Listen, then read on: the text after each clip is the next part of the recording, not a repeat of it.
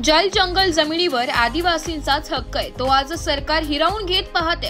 तो मिळवण्यासाठी संघर्ष करण्याची गरज आहे असे आवाहन जागतिक आदिवासी दिनानिमित्ताने सुरगाणा शहरातील कार्यक्रमात माजी आमदार जीवा पांडू गावित यांनी केले।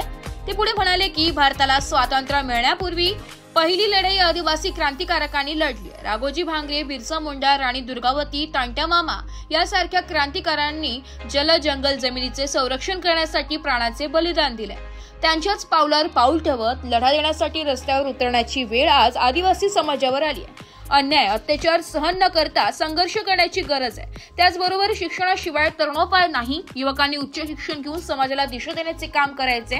आदिवासी तरुणांनी उच्च शिक्षण घेऊन उच्च पदावर पोहोचण्याची जिद्द बाळगली तरच खरा विकास आदिवासींचा होणार आहे। तरुणांनी व्यसनापासूनच दूर राहून स्वतःची प्रगती करावी, तसेच आदिवासी कला, संस्कृती, परंपरा, चांगल्या चालीरीती, पेहराव, बोलीभाषा, वाद्य आदींची जपणूक करायला हवी असे आवाहनही त्यांनी केले।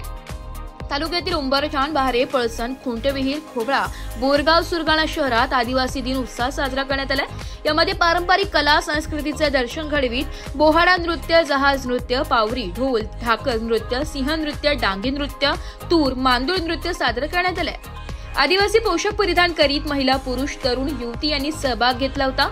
विविध नृत्य कलाकारांनी सहभाग घेत प्रेक्षकांची मने जिंकली। तालुक्यातील राजकीय, सामाजिक, शैक्षणिक संस्था, विद्यार्थी, शिक्षक सहभागी झाले होते।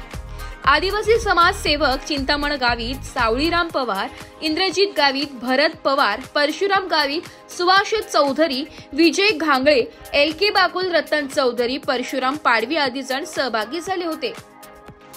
नाशिक लोकशाही न्यूज साठी उपसंपादक बाजीराव नाना खैरनार सह प्रतिनिधी रतन चौधरी, सुरगाणा।